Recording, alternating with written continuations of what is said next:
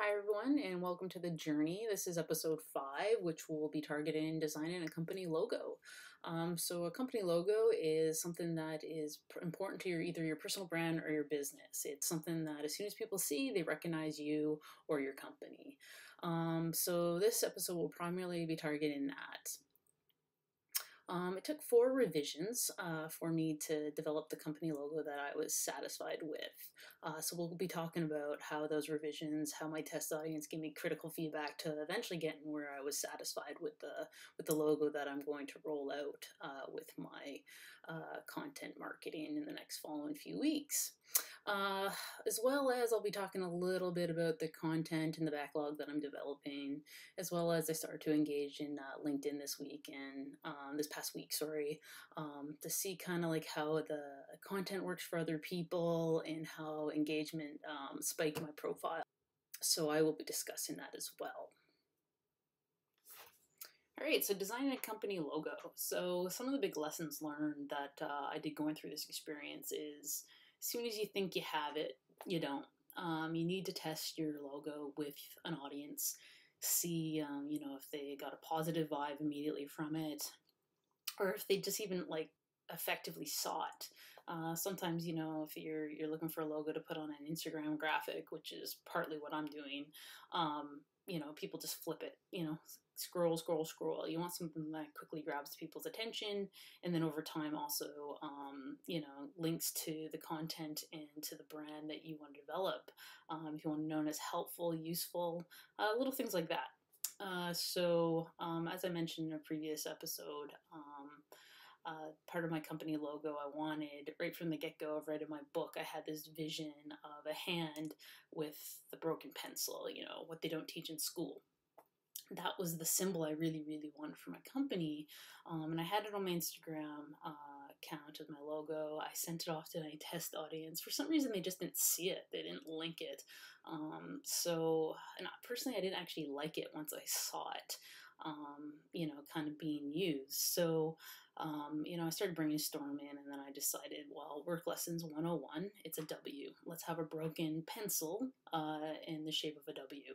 So my husband is an aspiring photographer, and we decided to just do our own graphic of it, create it. So we got our camera, we broke up the pencil, we got it, we took many takes, and you have just the plain yellow number 2 pencil look, and then I actually was playing with some of the software Prisma, and it kind of was able to make it almost in a graphic-y like way.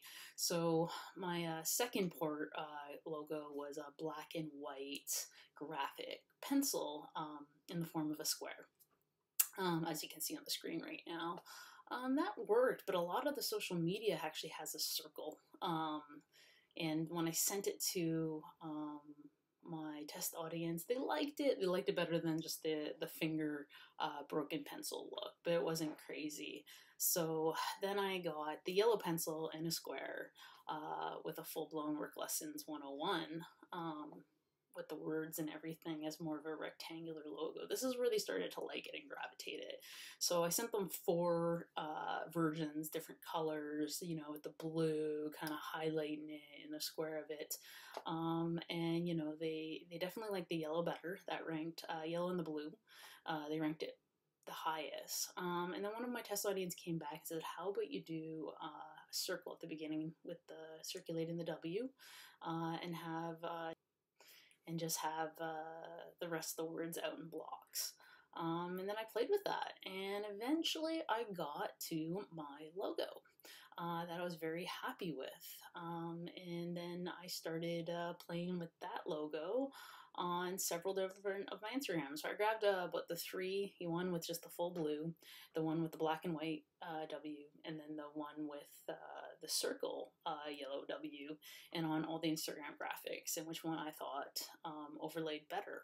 And as you can see on the screen, it kind of played into the way I wanted it. Eventually, rolling out into the company logo that I got. So again, big lessons learned here is, try revisions, try it through a test audience to see what their thoughts are on it and play and tinker. The whole rectangular full work lessons 101 came with me just playing with Adobe Spark software. And then, realizing I didn't like the first broken pencil. It didn't establish what I want. It wasn't clear. I like the W. It stands for my company's name. And it, I think, has the message. These are work lessons. These are the things that they don't teach in the education system. These are the things that will help you build a successful career. And this is what I want my company logo to represent. And it did well. Like, people that I didn't even test any of my previous ones, when they started seeing some of my backlog get built, they're like, oh, right away they would comment on the broken pencil and a W. They saw it right away. When I had the finger broken pencil, a lot of people didn't see it as a broken pencil. The thumb kind of distracted them in many things. So that is the lesson learned.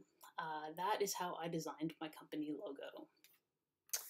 So also what I want to discuss in this episode was some of my backlog, my content. So last week or 2 weeks ago, I was discussing, how I came up with 14 weeks of work lessons content to roll out every single day. I also want to do a weekly blog, and I wasn't sure at that point whether I wanted the blog to be within the theme of the work lesson. So every week I'm going to be choosing a theme. Like the week that this episode's going to roll out will be on resume and interview preparation. So do I want my blog to link with that theme? I've decided that I do link to some degree. So, one of my week themes is, how to, be an effective employee. So I actually wrote 10 tips to be an effective employee.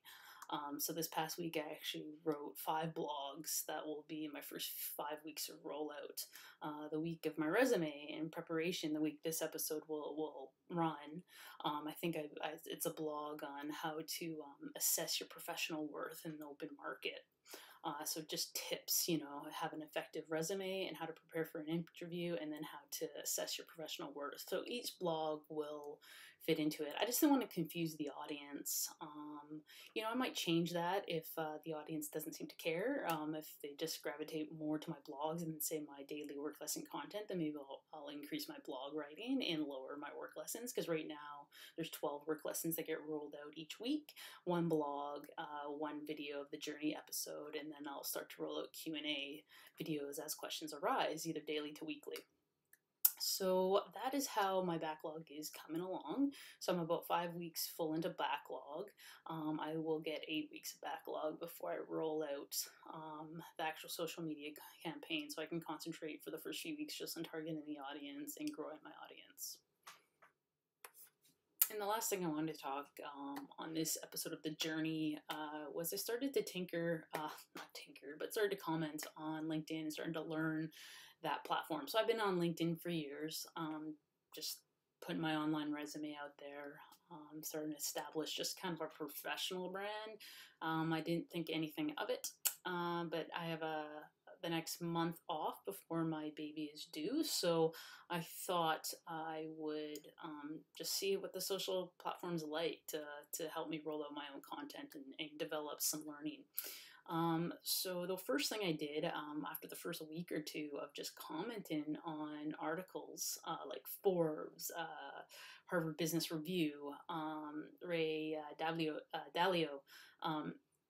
posts his principles every single day, which I really, really enjoy. I read his book last year and I loved it. I highly recommend people to follow him. He's fantastic.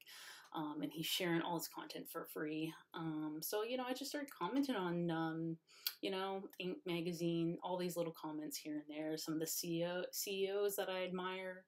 And my profile, as you can see with the graphic, just skyrocketed. Something like 300 to 400%. So I highly recommend people just to get on and engage in other people's content. I expect to see a spike like that when I start to post my content, but when I do roll out some of the lesson learned, my first few weeks of rolling out my own content, I will discuss those spikes.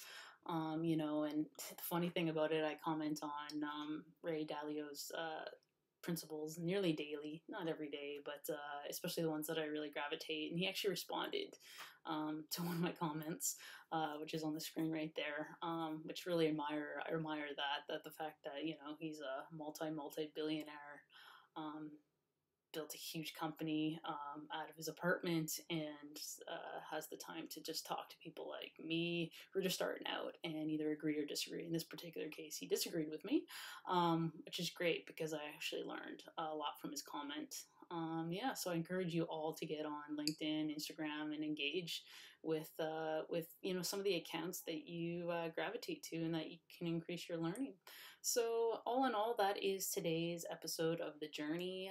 Primarily just designing my company logo and then starting to build my backlog, my content, and starting to dig into some of the social media accounts. So, next week, I'm going to be preparing to launch. I'm going to talk about the graphics that I've decided to roll out, how I've built my content, and how I'm going to use Hootsuite to, you know, program the how to use Hootsuite and to program some of my software. So I'm going to discuss that rollout and also finalizing and launching my website, which has changed a fair bit actually since my episode 4. Have a great day and DM me any of your questions. Thank you very much.